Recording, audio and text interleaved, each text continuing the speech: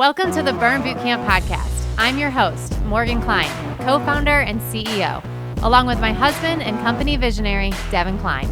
And together, with our amazing team, we are going to help you push past your limits, not just physically in our gyms, but right here, mentally, emotionally, and spiritually on the Burn Bootcamp podcast. Together, we will take on challenges and break through barriers to transform into the best possible version of ourselves. We are more than a gym. We are a community. Your community. Let's go, Burn Nation. Ladies and gentlemen, welcome to the Burn Bootcamp podcast. I am the co-founder and visionary, Devin Klein, and I'm here with one of the best volleyball players, beach volleyball players that has ever walked the earth, Emily Stockman. We are going to dig into her mental, emotional, physical, spiritual routines, being one of the greatest. It's so fascinating to have somebody who has gone through it, knows what it takes, right? There's levels to every sport. There's levels to every goal. There's levels to every health journey, business journey, whatever it may be. And you have walked a path that few have walked before. Yes. I know. We've got a chance to get to know each other a little bit, and you radiate humility. So I figured I would brag for you just a little bit Yeah. off the top here, because, our Burn members, they have goals, and they love to hear from people who are goal oriented, and who also can relate with achieving something that scares them a little bit. So Yeah. beach volleyball, professional volleyball, like, what does it take? A lot. I have been through the trenches. It's something that you make a lot of sacrifices. People talk about making sacrifices to become the best that you can be. And that's true, but it's also, sometimes it's hard to say you're making sacrifices because you're doing something that you love. Mm-hmm. So it's like, yeah, there's some sacrifice in, giving stuff up, other things, or spending time with family and friends, but it's worth it in the end. And as long as you have a supporting community and a supporting family, then it really is worth it. And Do you feel like as you had an ultimatum as a volleyball player? Do you feel like you had to choose volleyball over something specific? You make the short-term sacrifices in terms of time and being able to be at weddings and yeah. things like that. Talk to me about, what those sacrifices were and why you ultimately chose to say, you know what, I'm gonna pursue this. Definitely. I mean, there was definitely missed a lot of weddings, missed funerals, missed things that were very important to me. Luckily, I have friends and family that have always supported my journey. So they were always very understanding if I couldn't make it to those things. Mm-hmm. And the other part is just doing other activities. I grew up, my dad is an adrenaline junkie. So I grew up on motorcycles and on the mountain, skiing, snowboarding. So it's like, yeah, I had to miss out on some family trips, and that was always hard. And, but again, my family supported me every step of the way. So missing those things sucked in the moment, but now I get to do it. Yeah, for sure. I mean, and it ultimately paid off. I mean, Yeah, what would you call your greatest moment in your volleyball career? There was a lot, honestly. 2018 is the year that definitely sticks out the most to me. Me and my teammate partnered up early in the season. And when we teamed up, I think we were ranked 80th something in the world. Within the first 3 months, we were top 25 in the world. And then within 6 months, we were top 10. And that was that put us on our path to making Olympic qualification. So that whole year was just, to go from every big international tournament we played in, we had to play in something called the country quota, which is you fly to Switzerland on your own dime and you play your own country, 2 matches against your own country. If you lose one of those matches, you fly home. So you had to win both of those. And then you had to go through the qualifier, which you're still not making money. And then you had to play 2 to 3 matches of the qualifier to then actually make it into the main draw. So we did that all throughout 2018. We made it into the main draw at every single big event and got a top 5 finish at every single event. So it was just like that whole season just felt like one of the biggest accomplishments. And we were basically top USA team or second USA team throughout that entire season. Wow. And so once you got to that top spot, what changed? Everything. Okay. We got into a lot of USA funding. So everything we were doing, it just took off the financial burden of everything. Mm. And we got help with travel. We got help with coaching, working out at USA Volleyball. There's the headquarters for beach volleyball in Torrance, California. So we just got a lot of perks being in those top 2 spots. That's incredible. And I was talking with you about the interview with Kathleen Baker, and it was very similar. Like even as a world champion, you don't get a lot of extra support, and it's only when you get to that real top spot when the people, not your friends and your family, but that secular layer of people kind of comes around you. And so it took you a long time to get there, years and years and years of training. Yes. Let's go because I think it's really important for us to talk about how you got there. Like that's to, just scroll your Instagram and see all of those moments that I'm sure are so special to you. Yeah. Right. Yeah. Like that, it was like your memory bank of all of your special volleyball moments. And, it was a joy for me to get to see that. So if you guys want to check that out, it's E Stockman 2, right? E Stock 2. I'm sorry. E Stock 2. Yep. And and you can also check out her adorable best friend, Gilbert. Gilbert, what'd you call him? He's cow pig dog. The cow pig dog. Your baby, huh? He's my baby. He has been by my side for the last 4 years. Well, that's great. And you need a fur baby by your side. Absolutely. For sure. I've always had one as well. Yes. So let's talk about your training routine. Like, for you and your partner for you guys to, in 2018, have that pinnacle moment. Let's start leading up to that. Was, okay. You obviously are deep into your career at this point, right? 4 years into my beach career. Okay. Yep. Okay. And let's start there then. Did your training have to change from indoor? You played professionally overseas. I did. Okay. Yeah. Yeah. Talk about that, the training, and then take us into beach volleyball. Okay. So after college, I actually moved to California thinking I was going to pursue beach volleyball right away back in 2010. And then I got an offer to go play overseas. So I decided to play indoor overseas. So I decided to do that instead. So I started in the Maldives, and then I played 4 years in France, Finland, Sweden, and Switzerland. And then my last season in Switzerland, it was 2013, 2014. So then in April of 2014, our season ended, and I decided to move to California full time and completely dive into beach volleyball. And it's kind of funny because in that moment, I was like, oh, I'm going to try to go for the 2016 Olympics. Why not? And little did I know what it actually takes to be an Olympian. To think that I could start beach volleyball in 2014 and get to the Olympics in 2016 was an outrageous goal. Were people telling you that?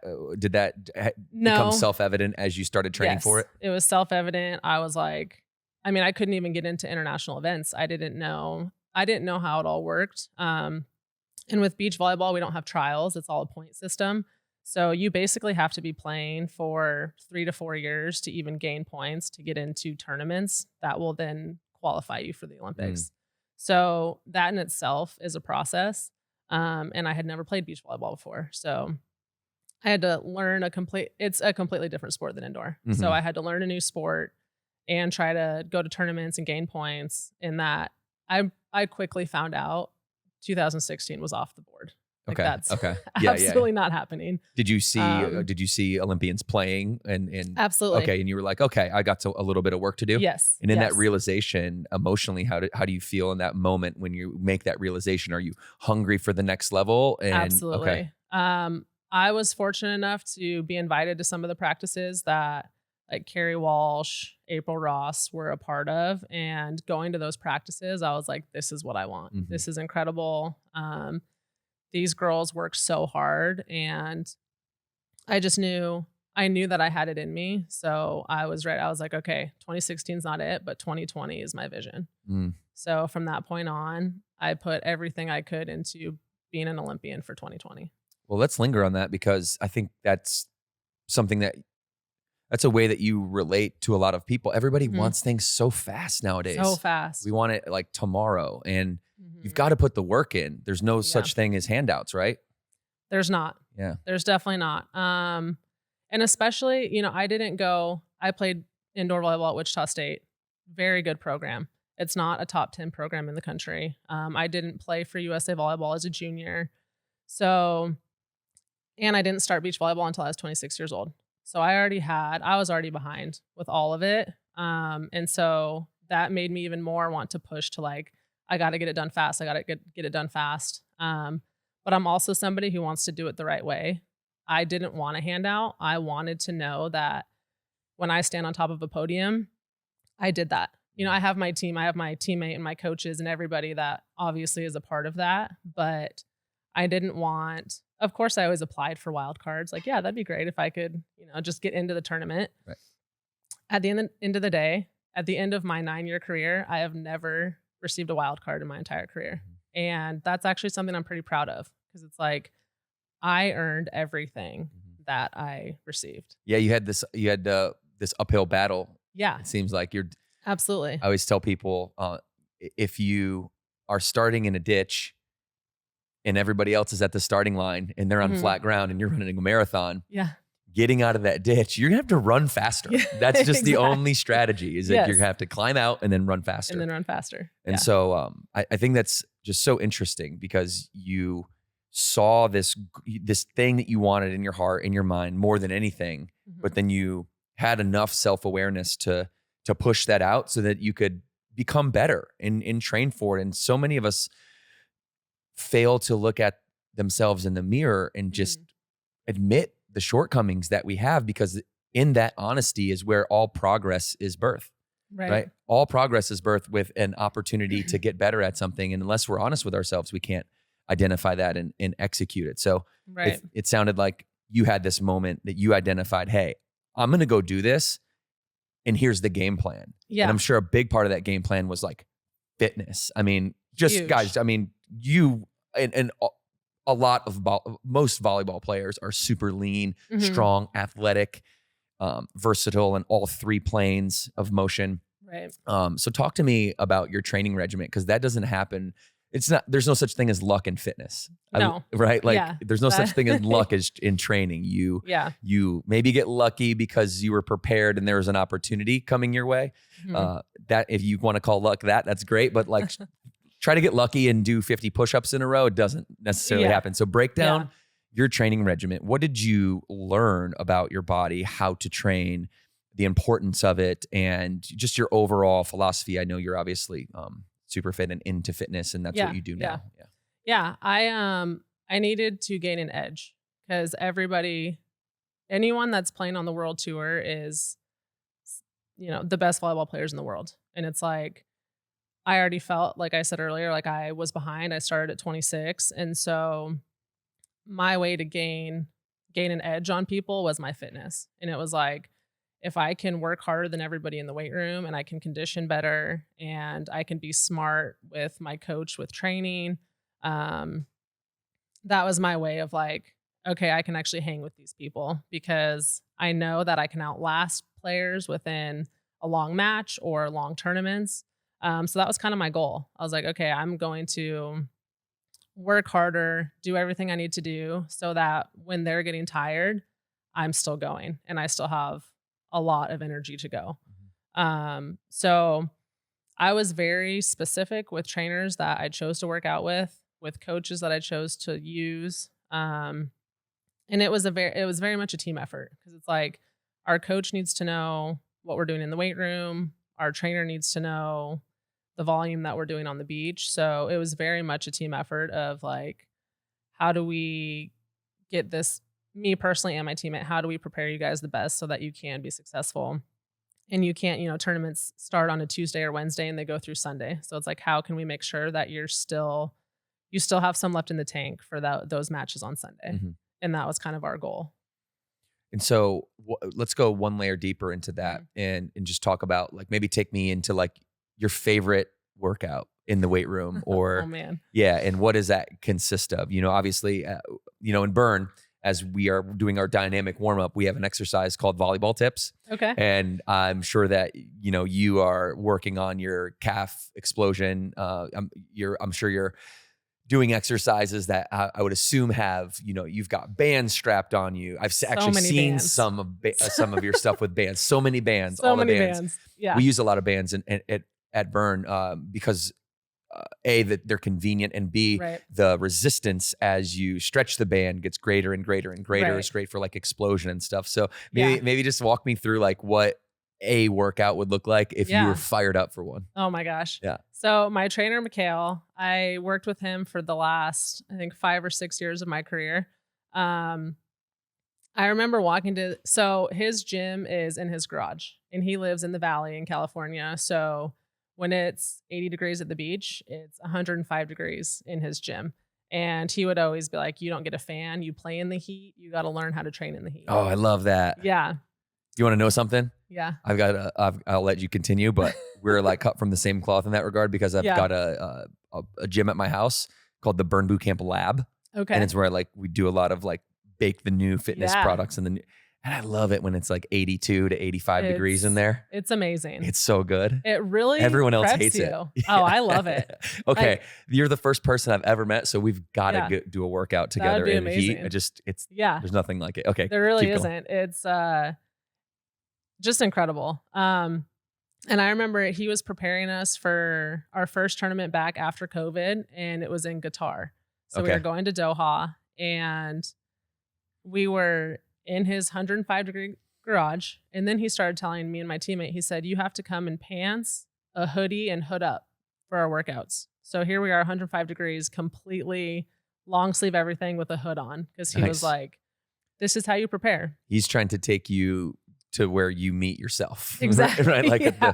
just Yes. laying on the floor. He wants you laying on the floor or Yes. just leaving it at practice harder than you play. I like his Absolutely. attitude. Yes. great. Love it. We call it the pit, his gym, and it is next level. Is that a So, metaphor for taking you like to the depths, Absolutely. showing yourself Yes. how strong you really are? Yes. Yeah. And that's really what it is. Along with physical training, it is the mental and emotional training that you're getting with him. You are pushing yourself to places you didn't even realize you could go, and it's Yeah. like, Talk more about that. I would love to hear how, now we're going a layer deeper. You're Yeah. in this workout, like you're Yeah. in that moment. You physically know you can, but your mind's telling you no. Your body's Yeah. telling you, Yeah. everything's saying no. Everything's saying no. How do you do it?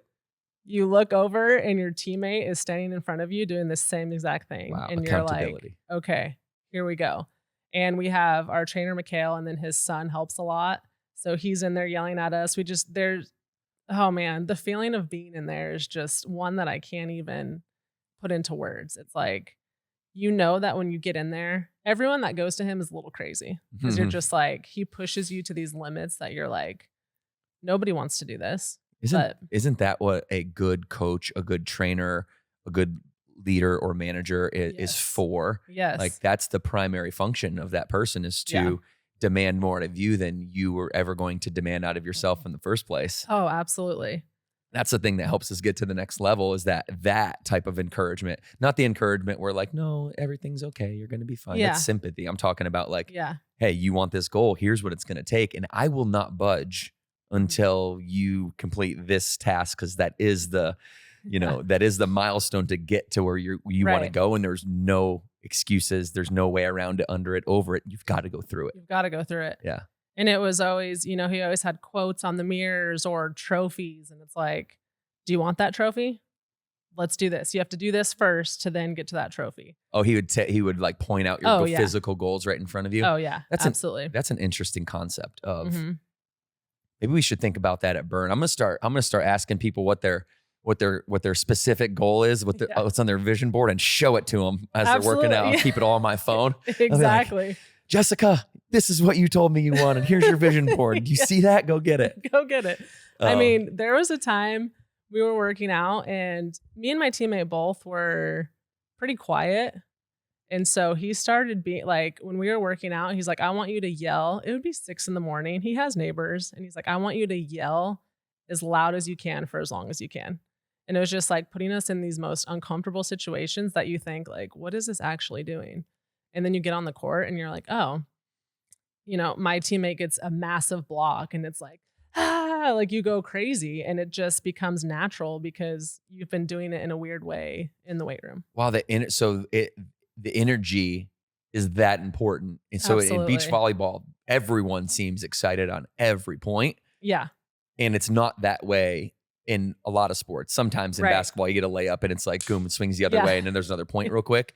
So Yeah. that you do that, and you guys do that intentionally. There's an intentional psychological element to who's the loudest, who's going to bring it the most. Oh, yeah. Wow. And especially, I mean, if you get a really good kill or a big block, like to yell, because there's a net between you, right? There's no physical contact. There's nothing you can really do. But when something amazing happens, you get to just yell through the net into your opponent's face. Well, I'm just like, I'm Feels going to ask you, how can that translate that type of training, right? It's an emotional training technique, right? Yes. Like, yeah. The emotion is excitement, and you're training yourself to be excited. And the more you train yourself to be excited, the more when you're in the moment, you actually are tired physically, the more you're going to react naturally that way. And so how can we, I'm thinking about, like, how do we translate that into everyday life, into the burn lifestyle, into the lifestyle that you live, the fitness and health lifestyle? What is the emotional training? I feel like it's the little things, just like day to day, you have a checklist of things to do. And it's like, get excited about getting one of those things done. And, that leads into just like a positive outlook on everything that you're doing versus like, oh, I have this checklist and I finished 2 things and that's annoying. It's like, awesome, I did 2 things and now I get to go complete these other tasks. So does Gilbert look at you all crazy when you like, you check off, like, check my email in the morning and you're like, woo, let's go. Do you still do it? The day has started. Do you still do it at home? Absolutely. By yourself? Yeah.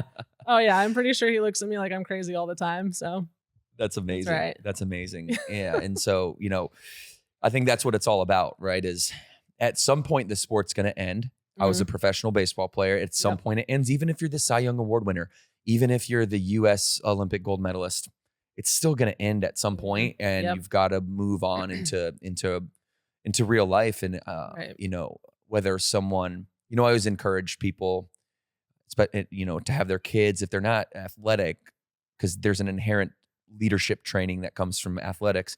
If you're not into athletics, then it's theater or it's band or it's some organization, that they can get into that can really teach them leadership. There's even youth leadership organizations out there and things like that, because isn't it true that that the physical and the emotional and the mental, you can take spiritual as well, and you can bucket those 4 things together, and those are the threads. You learn how to control those things through sports. Yeah. Talk to me about that. Like, how the congruency of you physically, mentally, emotionally. When were you off? When was it like, okay, my head is here, but my heart is here and my body's this way and I feel twisted. Let's go there. And then we'll go to like a high too. Like, when was the time that you were congruent and aligned? Honestly, I think I can go all the way back to high school of feeling like there was stuff going on in my personal life. And then we had a volleyball match or a basketball game, and I didn't play well because I was so concerned about what was going on in my personal life. And my parents were the ones that actually pointed that out to me. And they didn't understand it. They're like, you can't let that stuff affect your performance. There were scouts there are different things going on, and you let your emotions get the best of you. So as much as emotions play a good part in it, they can also affect you negatively. So being able to control your emotions in those moments is very important. And I think as the years went on, I got a lot better at compartmentalizing things. So it was like, as soon as I showed up to volleyball practice, whatever was going on was shut off. Like, I was there with my team. That was all I was focused on. And that comes with communication with your team, right? Like, I was always not always, I shouldn't say that. I've learned how to be way more open with my team about what's going on so that they know, okay, maybe I have some personal stuff going on, but let's talk about it for a second, shut it off. Now we're at practice. So just being able to be vulnerable with them so that you can work through those emotions but keeping it separate from what you're actually doing. And so really when you were a teenager, When I was a teenager Right. is when it started affecting my performance. was it just normal teenager yeah. issues or was it anything Yeah. traumatic? Well, Normal, like, oh, this boy doesn't like me. okay. I mean, stupid stuff that Right. you Well, not think- stupid when you're that not age. stupid. Yeah, like Right. obviously affected me. Right. But yeah, just teenager things, Yeah. and yeah. Okay. And then obviously we learn how to deal emotionally as Mhm. as we grow older and age and time and all that lives on. Were you by the time you were an adult, and let's just say like by the time you started your beach volleyball career or even Mhm. your pro career overseas, did you have, was it together by that point? Like, was there any time in the sport or any time in your life where, you didn't feel that congruency? Maybe you lost a tournament. Maybe you Yeah. didn't make and what was the incident? If you could take us into that story, into that experience, Yeah. and then what was your reaction initially and how have you learned from that? There are definitely growing pains. It's like anything, it doesn't change overnight. So I was always a work in progress when it came to that kind of stuff. It was hard playing overseas because you're away from family and friends for 7-8 months at a time. And so it got lonely, and a lot of my teammates had jobs or they went to school, and I was the only foreigner on the team. And so there's just a lot of alone time. And so sometimes that got hard. Like, you kind of feel depressed because you're just by yourself, and then you're going to these matches and you're trying to perform. And I didn't always perform. And that part was really hard for me because it's like, I'm there for one job. They're paying me to be here to compete and be one of their best players. And there were times that I didn't fulfill that. And luckily it was talking to my family. Me and my sister are very close. So it was Skype, because that's what it was back in the day. Mhm. So Skyping with her, and she would always kind of put things into perspective for me. And, I think at that point it was kind of like, volleyball and performance doesn't define me. The results don't define me. And I feel very lucky that I got that earlier in my career, so that when it was time to retire, it wasn't like, I'm a volleyball player. And then later on, I talked to April Ross, who is, one of the most decorated, probably the most decorated beach volleyball player in the world. And I remember having a conversation with her about this stuff, and she was like, nobody cares about your performance. Nobody cares about your wins or losses more than you do. I was like, wow, that's absolutely true. And that's what kind of helped me separate the two. It's like, I'm not always going to play at my best. And the critics and the other people, fans, are going to say what they're going to say, but they're not in my shoes. They're not on this journey. And you can't always be at your best. And you just kind of have to be okay with that.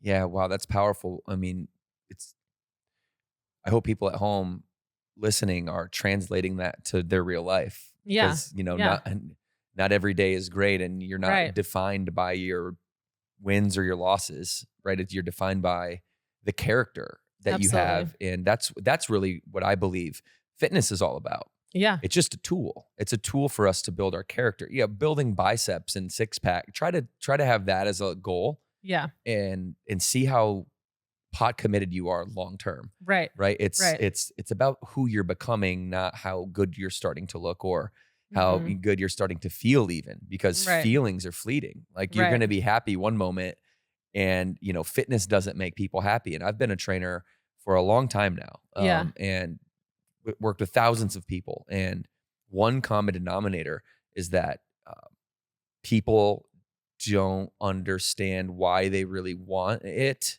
Mm-hmm. Right. And that I never knew why. Yeah. It was always like, hey, I want to come here because I want to be toned. I want to come to you because I want to be fit. Mhm. I want to come to you because I've got this wedding. I want to come. There was Right. these goals that definitely, are meaningful to them, right? Right. Because they're willing to drive in and see me and pay for the membership and do all those things. But I'm like, is that really what you want? Yeah. Like, is that because if you have a bad day and that's your goal, then it's a real bad day. It's a real bad day. Right. And if you Yeah. have a real good day, it's a real good day. And your highs Yeah. are too high and your lows are too low Mhm. because you're chasing this arbitrary thing that you think defines you. But isn't it beyond that? and I would always kind of lean into them and I would be like, what's on your heart? Like, what do you really want here? Mm-hmm. And as soon as you get people to go like inward like that, they stop defining themselves by these arbitrary goals. Right. And they start defining themselves based on this vision, this enchanting future that they can be working toward, and then start to maybe enjoy the process a little bit more, even though they don't feel good one day. Or, right. you know, feeling good or feeling bad is not going to dictate whether you work out or not. It's like, we work out, right? Yeah. Like no matter what. No matter what. Yeah. Yeah. And there were days that it gets so hard to wake up and be like, okay, here we go. Like, I got to go to practice. I got to go to the gym.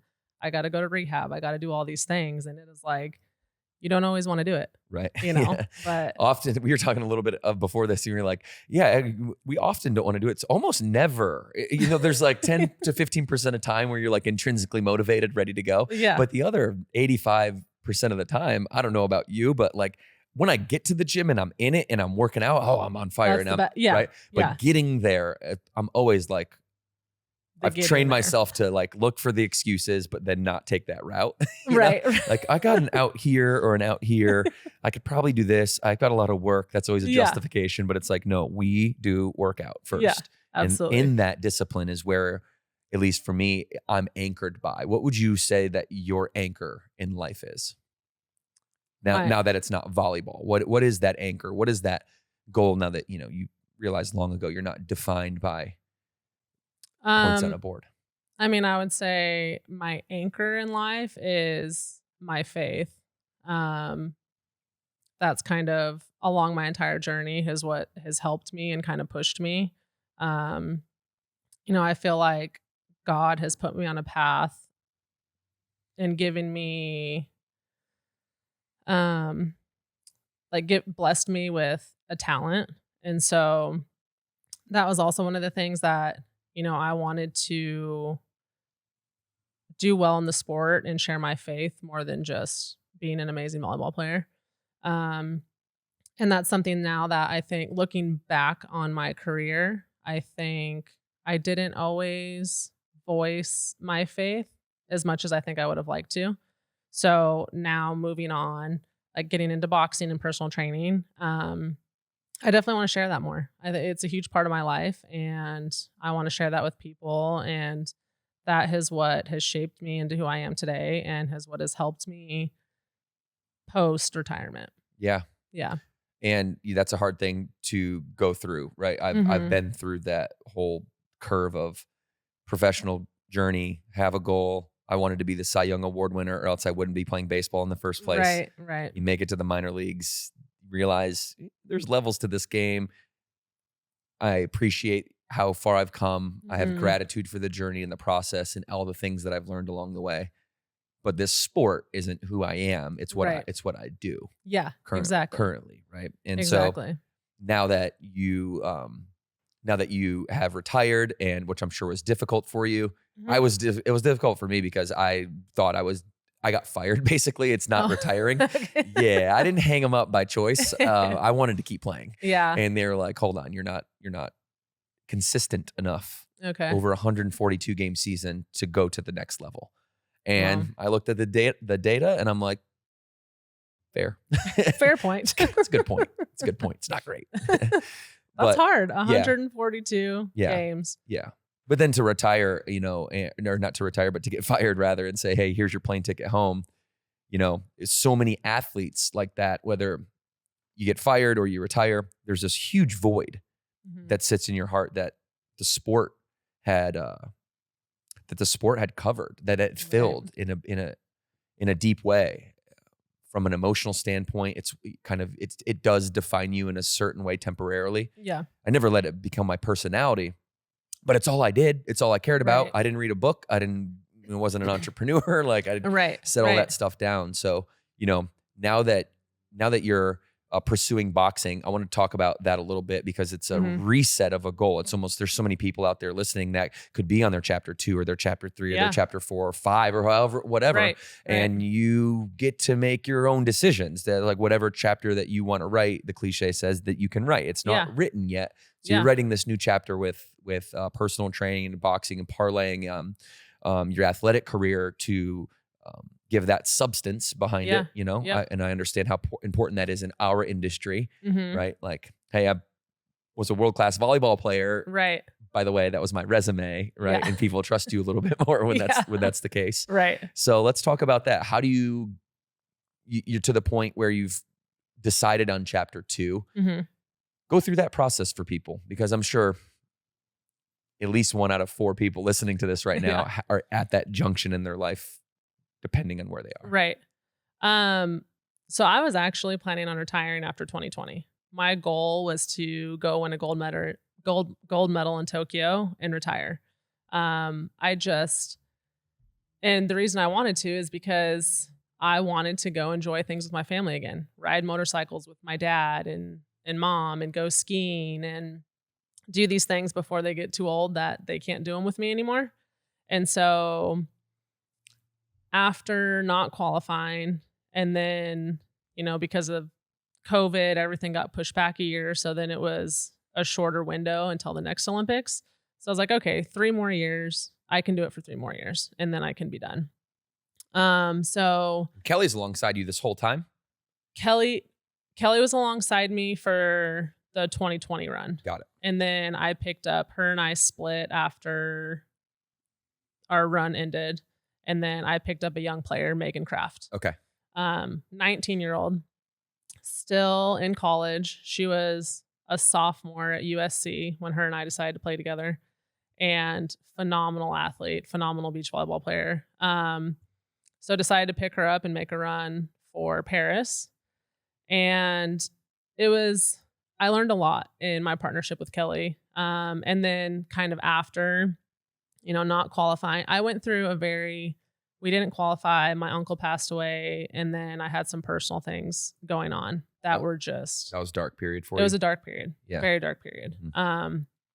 And so I went to therapy, and my therapist was incredible. And she was kind of the one that helped me work through everything and decide that I was going to make another run. Because if you would ask me initially, I was like, absolutely not. Because if I don't make it again, it will destroy me. What did you talk about with your therapist that made you decide that, hey, I'm going to do this? What was the trigger? It was knowing how close we were, and knowing that I still had it in me. I was good enough, and that it was possible. It wasn't this far out dream that was like, oh, let's see if we can do it. It's like, no, I'm literally right there. Like, I was an alternate for 2021. You know, it's like, to be right there, I knew that I had it. So yeah, I decided, okay, I'm going to give it one more shot. And I was in a better place mentally and emotionally to be like, you know what? If I don't make it, I'm going to be okay, because I was okay the first time. And then, so Meg and I teamed up, and it was just, I learned communication way better. I learned leadership way better. Leadership isn't something that comes natural to me, so I really had to work on it, especially picking up such a young player.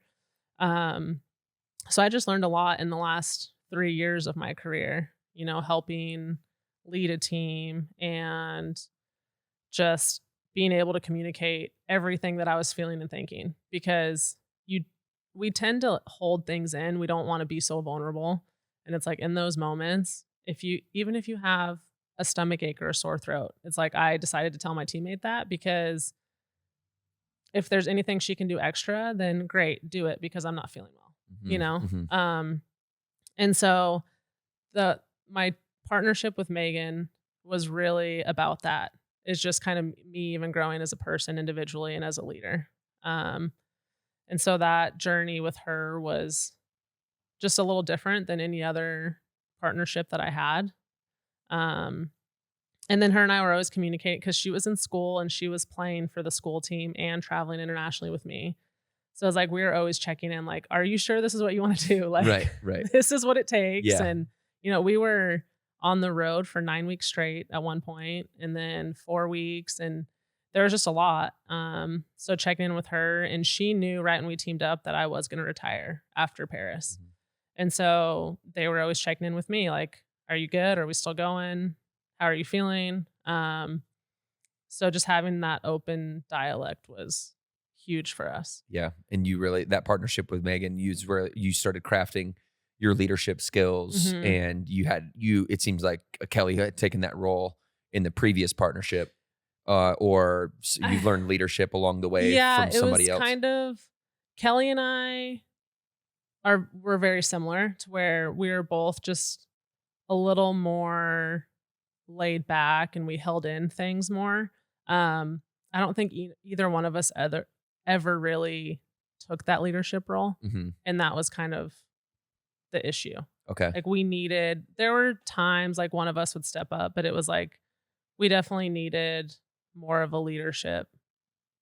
One or the other. It didn't really matter who, but we needed more of that in our partnership. I think that's such a fair assessment of any team, right? No matter what team you're on, there's always got to be that leader that everyone else on the team says, hey, we can all be leaders and we all are leaders, but when the times are the absolute toughest and we've got to make a decision, we've got to have trust in one person to be able to make that, because if you take any amount of people, 2 or more people, and the more people you start adding and you're asking that group of people to make a decision, the more people you add, the more average the decisions become. Yes. Right? Yes, right? absolutely. So I can feel you on that, and I definitely experienced that growing Burn, different divisions of our company that are made to support our franchise partners and our trainers and our members, and then we have our locations that all have teams that that need that lead trainer that or co-lead trainer. But if there's a co-lead trainer, then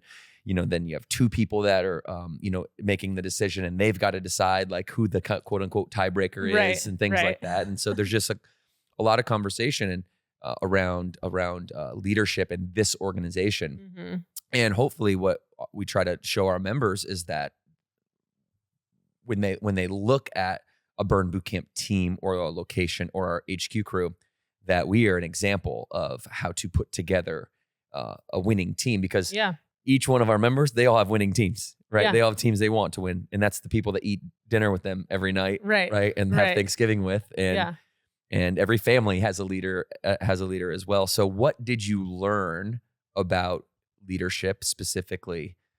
What principles, what mantras do you live by now that you've gone through this relationship with Kelly, and how do you suggest people lead their own lives and the lives of their families? Yeah. I think being decisive is a huge part of it.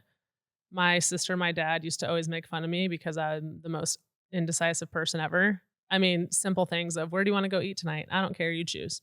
And it's like, in those moments now, I will choose, just because that is how you start leading, right? Like, you make those decisions. So doing that, and then just knowing that it will fluctuate, like you were talking about, like, especially within a partnership with teammates, it's like, okay, I'm not doing well today. Like, you take on the leadership role, and those things fluctuate. But I think just being able to be decisive and knowing what you want. I love that decisiveness. And the example that you gave too is good, because how many families do you know that are like, where do you want to go to eat? I don't know. Where do you want to go to eat? And so Morgan and I's relationship is a really interesting one, because she's the CEO of Burn, but she's also my wife, and I'm the visionary of Burn, and I'm also her husband. Right. And so there's this dynamic of kind of, what hat are you wearing? And so we, we have a good relationship, because she says, hey, you're the leader. She'll point at me and say, you're the leader. And I'm smart enough to say, okay, when there's an important decision that needs to be made, you're the tiebreaker.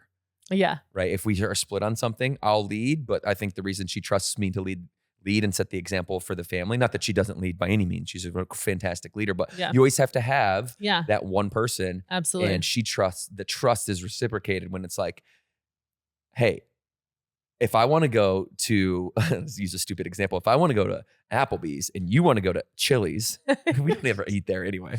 But like, let's just say that's the example. Yeah.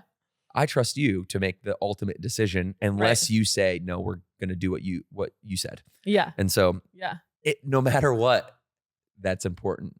Right? Absolutely. To be decisive and even to choose who is that leader. Yes. We talked on the podcast about, I want to know your answer to this. Okay. We talked a little bit about, if you're on a deserted island and you had to pick somebody to be the leader to get you off the island, Off the island. right? Okay. Like to safety, right? You had to choose Mhm. one person to get you to safety. What are the characteristics of that person?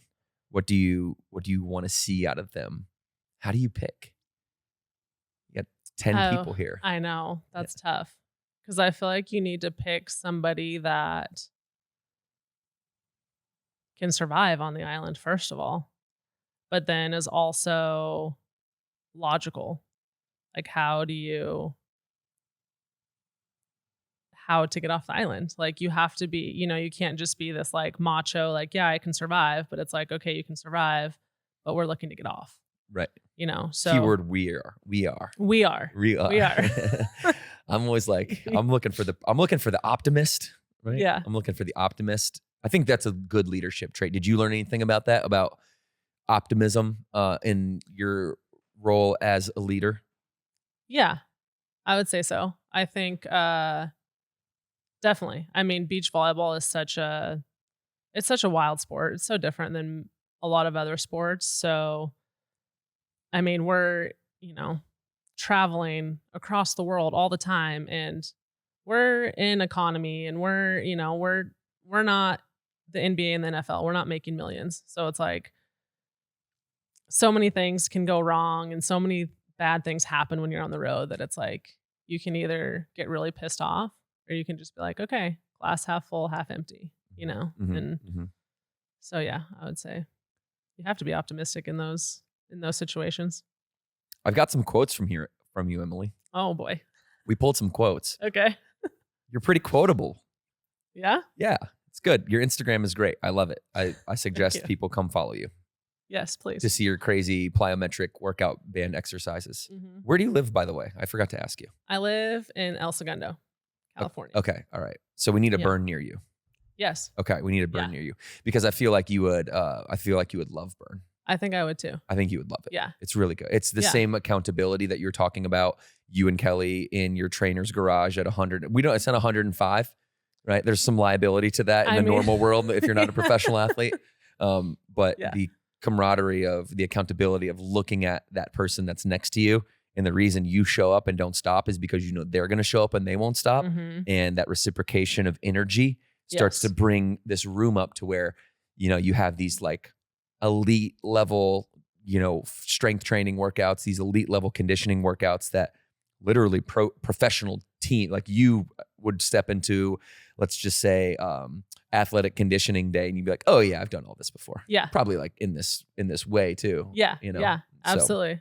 we got to do that together. We got to do that sometime. together. Yeah. I also want to eventually move back to Colorado. So I don't know if you guys are in Colorado yet or not. We're in Colorado. Okay. We're in California too. Okay. We started in Charlotte.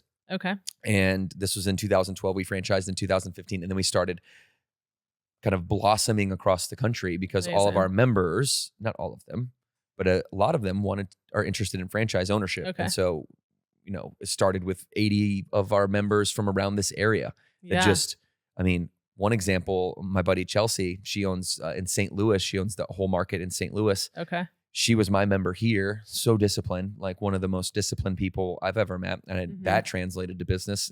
Yeah, She moved to St. Louis, basically lived out of a hotel for 3 months while she had a family, like put it all in line, Wow. sacrificed, moved to St. Louis, Mhm. now has a multi-unit operation in St. Louis and is thriving. And so, That's amazing. yeah, that's kind of how the burn story got there. And so Yeah. that makes California the furthest away from Charlotte, being on the West Coast. So we actually own gyms from an HQ perspective. Morgan, myself, our VP of HQ gyms, Bryce runs that division. Okay. And we have 6 in Salt Lake City.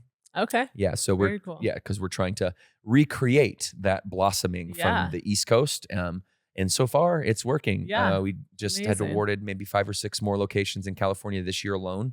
Okay. Maybe a little bit into last year. And we just opened Northgate location in Colorado Springs, Okay. and it's booming. It's my So hometown. yeah, we got to Love hook it. up. Yeah, you'd love the Very cool. culture. Okay. It'd be really good. for you. Yeah. All right. So sometimes, this is your quote. Uh-oh. Okay.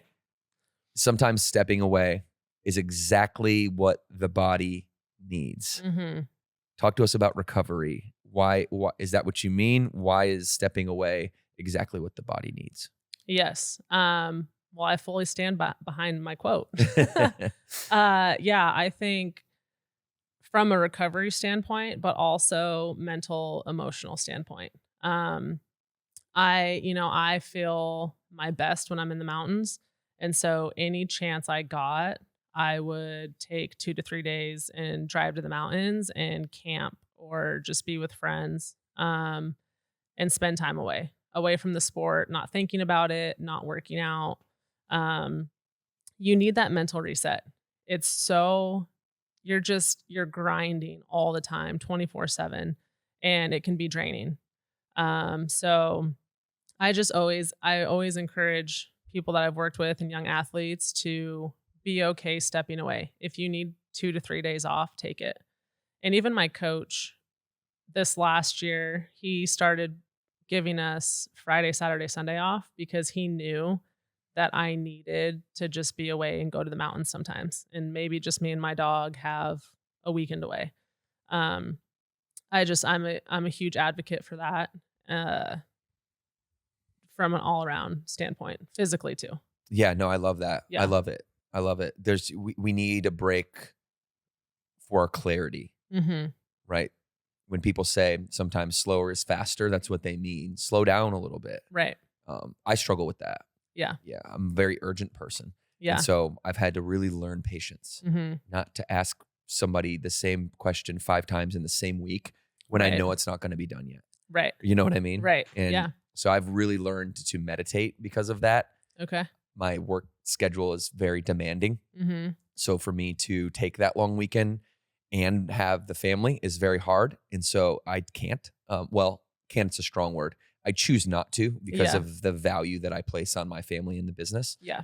But meditation has been amazing for me. Mm-hmm. It has allowed me to become no one in no place and no time with nothing and just let myself, like it's almost like a mental and emotional recovery, the same way like stretching or foam rolling or yoga is the physical form of recovery. To me, it's meditation. And I think what you're saying is you like these elongated, secluded, isolated forms of meditation that help you get aligned and get recentered so that you can go really Yes. show up as your best self. Yeah, absolutely.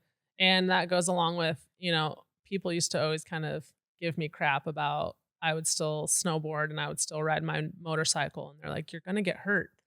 And I'm like, at the end of the day, I don't want to resent volleyball when I'm done because I missed out on living life.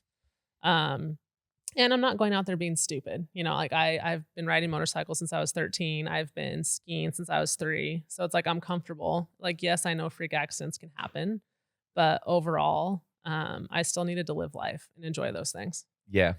I skied for the first time Yeah. 2 years ago. Okay. And I've been twice now. Amazing. Snowboarding's much more difficult. So Yes. I'm never going to say never, but I wanted to get out there and just feel like I had, my feet under me Yeah. and not just fall every 10 yards. And I'm still doing the pizza with the skis, but French fries. Yeah, that's right. Yeah, it's I really the best. enjoy it. Yeah. I've been looking for a hobby, Yeah. like I've been looking for that escape. It used to be sports for me. Mhm. And I tried to play like basketball competitively, and I'm 36 now, like trying to Yeah. keep up with the young dogs, the Yeah. 24-year-old, ex Division 2 players like Tony, our podcast producer over here, Yeah. just dunk on me, break my knees. But I've wanted to pick up something like physical like that. And I agree. There's probably a certain level to it, just to push back on that a touch, where you are signed to this professional contract and you're getting paid $5 million a year to Right. play. And you've got an entire fan base that's like relying on you to make sure that you deliver. Right. And I would say that once you get to that level, there's like this contractual obligation, probably Correct. a lot of times, that you should sign Correct. but you seem like a very free spirit, and holding back from those things probably puts you in a place that you don't necessarily like to be, I Yeah. would assume. Yeah. And I think doing those things, it instills fear in me. And so I think overcoming the fear on the mountain really pushed me on the volleyball court. Because it's like, okay, nothing on the volleyball court it's not life or death. You know, if you're on the side of a mountain on a motorcycle and you fall, that could be life or death. Getting hit in the face with the volleyball sucks and really hurts your pride more than anything.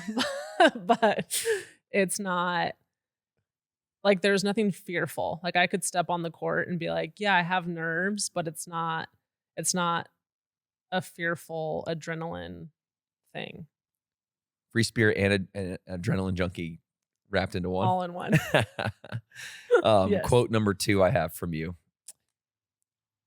When coaches let their players be their full selves, that's when players can really shine. Mm-hmm. So talk to me. What's behind that quote? Allowing, I think, is the best coaches in the world coach individual athletes. You can't coach all athletes the same way. Some athletes need to be yelled at to perform well. Mm-hmm. Some athletes need cheerleaders to perform well.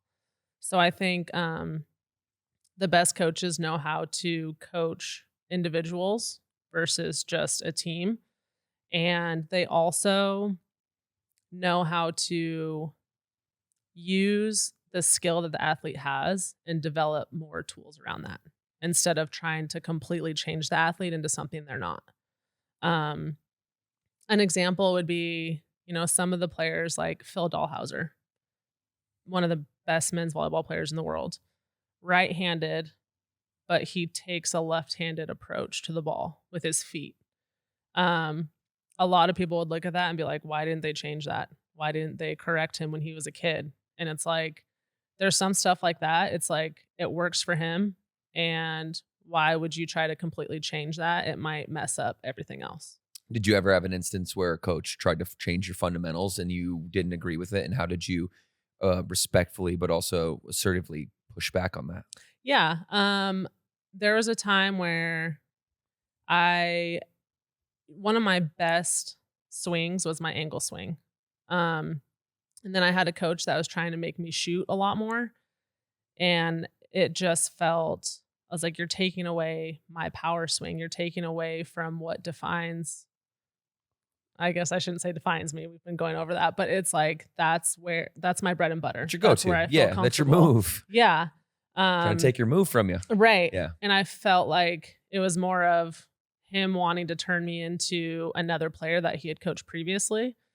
It was like, that's just not me. I'm not that player. That player is not who I am. So luckily we were able to have open communication about it and talk about why I didn't want him to take away my swing and like, how can we work together so that you're getting, you know, you're teaching me new things and you're adding to my tool belt, but you're not taking away from what I already have. Mm-hmm, mm-hmm. So it was tough because I'm also very stubborn and I know that I'm very coachable, but I can also be stubborn when I know that something is working for me.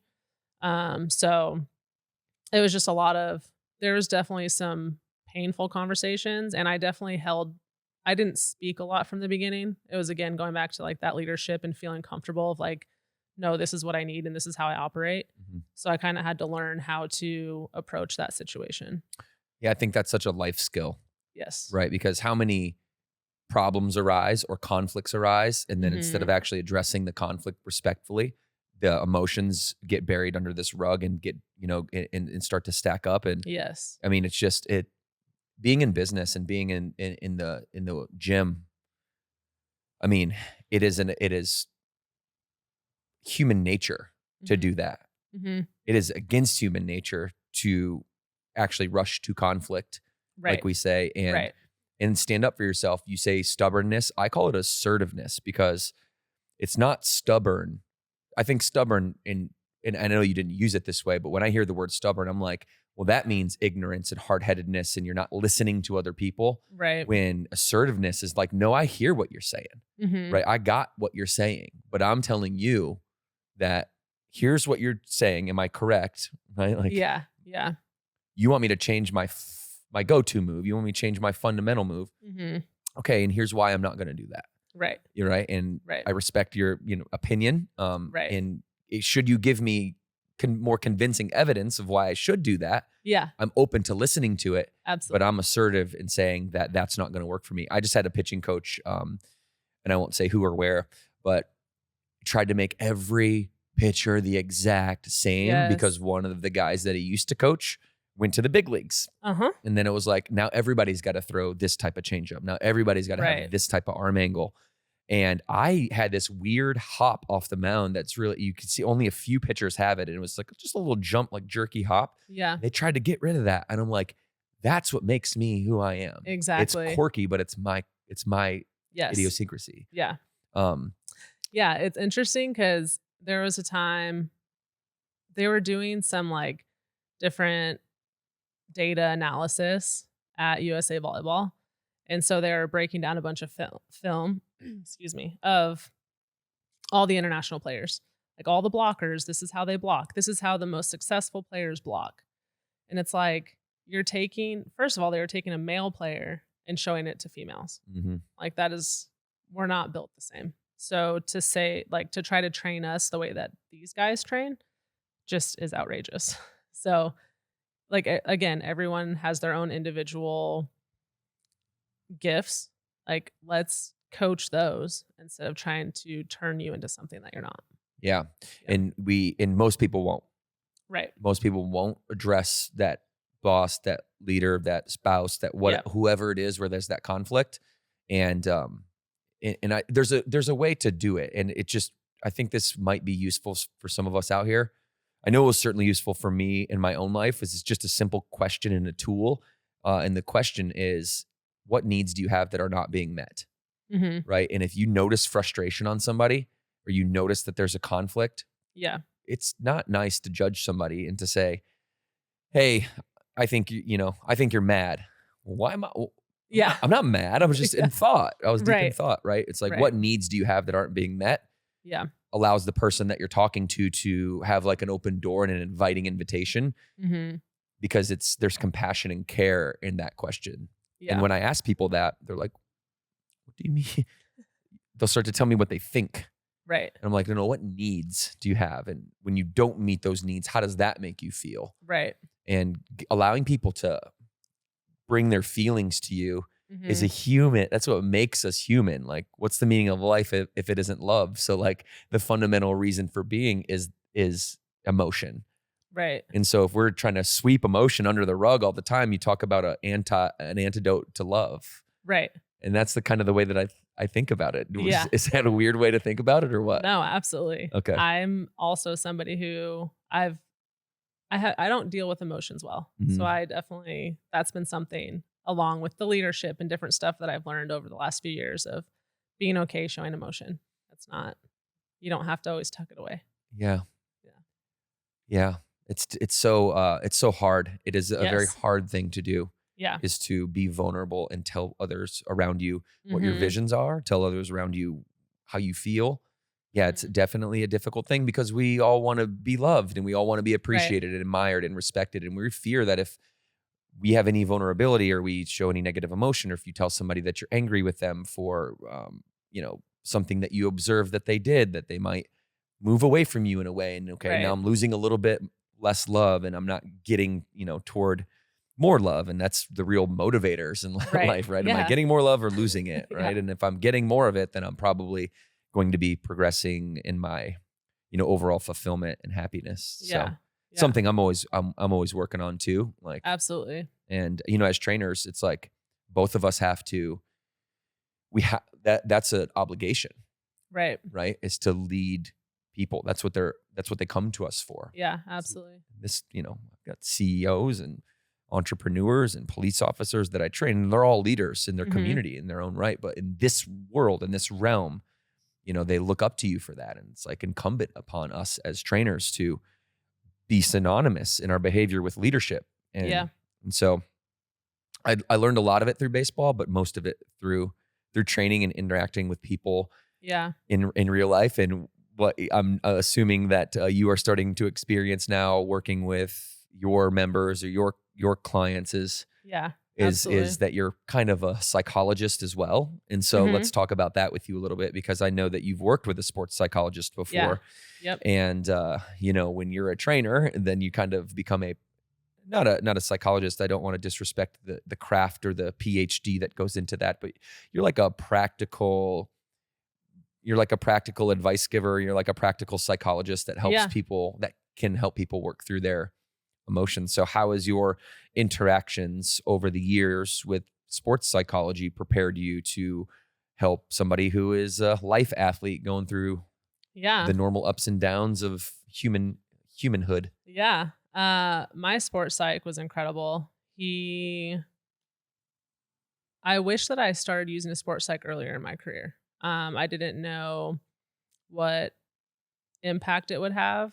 And he was just, we would have team meetings, we would have individual meetings. And it was really just about, he gave me some homework, like reading books, like self-help books or performance books. And it was just kind of learning how to handle your emotions, but also take emotion out of sport. When it comes to like being emotional and excited is different than like you just shanked a pass. It's like, oh, you can get super emotional and then that can bleed into 4, 5, 6 points in a row. So knowing how to just be task oriented versus emotional.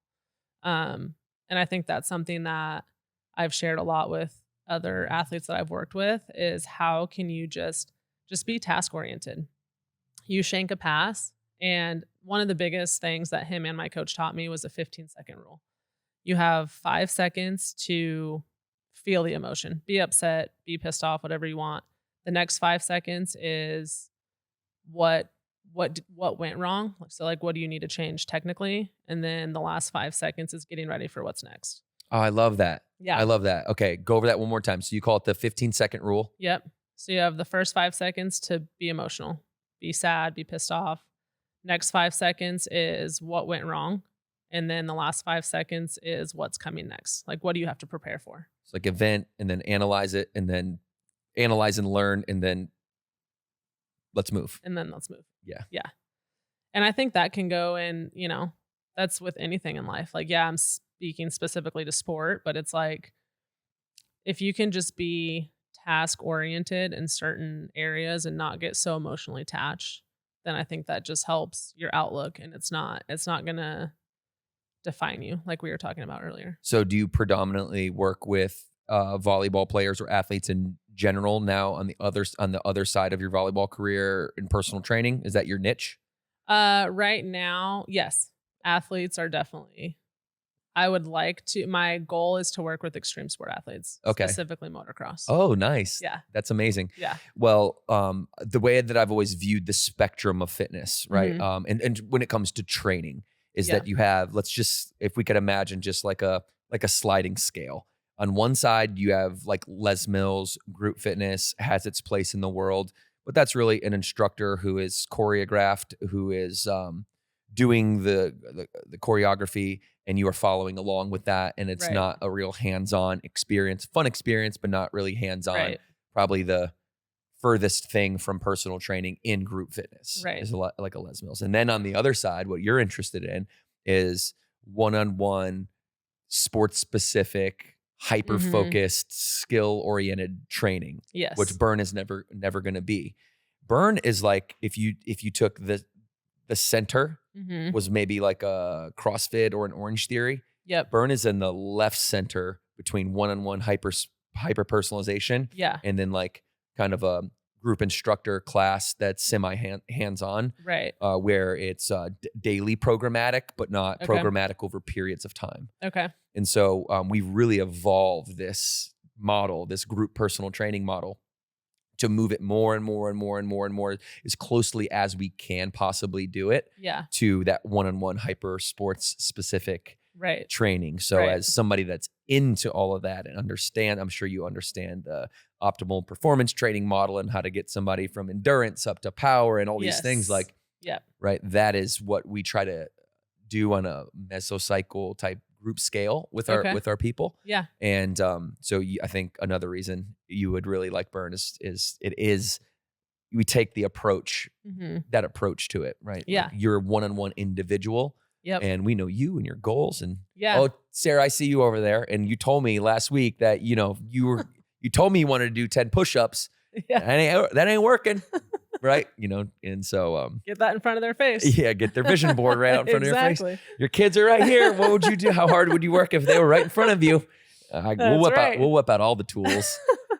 So it's cool to see. And my question, that's a long winded way to lead into a question that is, as you pursue your career, what maybe the top 2 lessons, 3 lessons, or even one that you've learned from your career that you have overcome yourself that you want to take into, hey, this is my style. This is how I'm going to help you become the world motocross champion. Yeah. A lot. I've learned a lot over my career and working with a lot of different trainers. I think knowing the sport that I'm going in to train, knowing what they have to do from a physical standpoint. Like motocross, a lot of people don't understand. They think, oh, they're on a motorcycle and that's the motorcycle does the job. And it's absolutely not the case. And they also, the main event is 20 minutes long. So they're riding at almost their max heart rate for 20 minutes straight. So there's a lot that goes into it. And it's very complex when it comes to their cardio and their lifting. And something for me is like you talked about, it's very one-on-one. It's very personalized. I have worked with trainers in the past that is like, oh, you're a beach volleyball player. Here's the program. And it's just like a general beach volleyball program. But it's very different. There's different positions. I'm a defender. My teammate was a blocker. We shouldn't be doing the exact same things. Maybe I have some shoulder instability and I need to work on that. There's just a lot that goes into it. So I think I've just learned that I want to get personal with my clients. I want to know where they come from, what are the issues they're having, where do they want to go, and how can I help them along that journey? Yeah, because you were just given generic advice that you didn't think was very thoughtful. Until I went to Mikhail, who was the fully banded up trainer that you see, that you see all the time. Yeah, the one that took you to hell and back every day. Yeah. So I learned a lot from him, just like how to push people to their limits. Because there's times, as trainers, you'll see someone struggling and you're like, okay, I think they're done. But it's like, no, let's actually see what their body's capable of, because it's capable of way more than I think we give our bodies credit for. Yeah, for sure. Yeah. Well, I love that. Being a professional athlete myself, having just this generic program thrown at you is helpful, but also not as useful as it could be. Absolutely. Right. And that's kind of our push to get more and more and more to that hyper specific training. We call it group personal training. So you have to have your CPT. Yeah. And or your 4-year exercise science degree. Yeah. And then you have to come in and pass our written and physical exams. And so there's this high barrier of entry to be a trainer on one of our floors. And one of them is being trained as a one-on-one specialist. And so then we have some just principles that we've developed over the years that allow us to take those one-on-one principles and apply those to groups. Right. And we try to call it the heat map. So we take this really complex ideology of training 30 people at once. Yeah. And because you can do it. It just, it's a lot of work. It's a lot of effort. Right. And you're sweating by the end of it. And so you take it and you conceptualize it. Right. And we have like these 3 bubbles. You conceptualize it like if you were the eye of the hurricane and you're training 30 people at once. Yeah. The eye of the hurricane is the center. Like those 5 people that are around you, they're all specific, goal oriented by name. I'm watching you. Yeah. And you lift your kind of head up to the second layer and it's like, okay, there's the battle ropes over there. Jessica, Sarah, I see you have to, we got 30 seconds left. I want 15 more reps type deal. And then the last bubble, which is like keeping the whole group on cue, 30 seconds left or, 3, 2, 1. So we try to do our best. So I know that you'll vibe with it. We got to get one. We got to get one in your backyard. You grew up in California, correct? No, I grew up in Colorado. Colorado. That's what I meant. Yep. You moved to California. You're going back to Colorado is your goal. Yeah, that is my goal. Well, that's great. you talked to me a little bit about the low moment in your career. We never really got to the high moment, and I have a little slide here that I wanted to show you, and it is a picture of you when you won Queen of the Court because you were the first person ever to win twice. And this is when you retired from your career on a high note, right? Am I correct? Was my research correct? You're correct. Well, Yeah. let me be clear. That is DJ. That's DJ's research. Good job. Good job, DJ. Good job, DJ. Yeah. And she and I went over your whole career, and I was really wanting to like round this out and end this on a high note. Like, you know, what type of memories does this bring back? You know, this is that moment we talked about where all like 90%, 85% of the journey is really hard and difficult, but we're willing to go through that because of, you know, not only for this moment, but the prospects of this moment as you're going through it. So, you know, what's really cool is, so we were talking about earlier, how 2018 was one of the highlights of my career. That's the year that Kelly and I won the Queen of the Court. But it's awesome because that same weekend, so the AVP is our domestic professional tour. And we focused a lot on the international tour that year because we wanted to prep for Olympic qualification. And so the AVP had a tournament in Hawaii, but it was basically like invite only. It was the top, 4 or 6 teams. So domestically, we weren't one of those teams, even though we were the top first or second team for the USA. So the Queen of the Court partnered with the AVP for the same weekend. So I was like, Queen of the Court happened first. And so we were out in Hawaii. We ended up winning the entire tournament. And then the next day the AVP started and we weren't even invited to play in it. oh, wow. And it was one of those like, and there were fans there that were like, wait, why aren't you guys playing? Or like, oh, we weren't invited, you know? And it was like, and it was basically because we hadn't been in enough tournaments that year to actually qualify for it. But it's just funny because it was like kind of a low to where you're like, I can't believe we weren't invited to the final championship AVP. But then here we are, same weekend, same venue, everything, that we just made history. Was it the same, some of the same teams as well? Yep. Same teams. So same teams that didn't even make the finals in Queen of the Court. So you win this. So they probably treat this maybe like it's not an AVP event, or it is an AVP event. It wasn't the Queen of the Court. Queen of the Court was, they partnered with the AVP, but it wasn't technically. So more like an exhibition type tournament. Yeah. Okay. And it was the debut of women. And you're like, hey, I'm here. Did you forget about us? That must have been, super validating for you. It was awesome. Yeah. And to go. And then the next step was you hung them up, huh? Pretty much after that. So that was 2018. Oh, okay. But then, so then Meg and I played in another Queen of the Court in 2023. Okay. So there was a few years between. Okay. Yeah. Okay. So her and I played in Hamburg, Germany, and we won that event. And the really cool thing about that event is Queen of the Court is, the concept of it is way different than just beach volleyball.